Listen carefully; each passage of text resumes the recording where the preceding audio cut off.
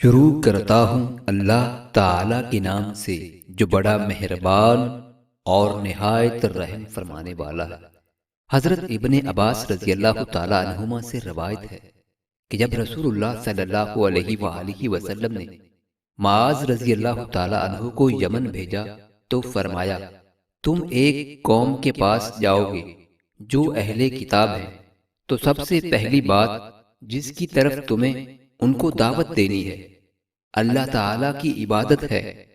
جب وہ اللہ کو پہچان لیں تو انہیں بتانا کہ اللہ تعالیٰ نے ان کے دن اور رات میں ان پر 5 نمازیں فرض کی ہیں۔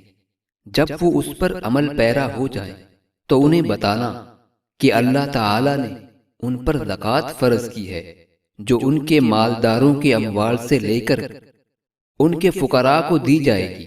جب وہ اس کو مان لے تو ان سے زکوٰۃ لینا اور ان کے زیادہ قیمتی اموال سے احتراز کرنا۔ رسول اللہ صلی اللہ علیہ وآلہ وسلم نے فرمایا، اللہ عز و جل 2 بندوں کو دیکھ کر ہنستا ہے کہ ایک نے دوسرے بندے کو قتل کیا، پھر دونوں جنت میں گئے۔ لوگوں نے عرض کی کہ یا رسول اللہ صلی اللہ علیہ وآلہ وسلم، یہ کیسے ہوگا؟ آپ صلی اللہ علیہ وآلہ وسلم نے فرمایا، ایک شخص اللہ تعالیٰ کی راہ میں لڑتے ہوئے شہید ہوا، اب جس نے اس کو شہید کیا تھا وہ مسلمان ہوا اور اللہ تعالیٰ کی راہ میں لڑا اور شہید ہوا۔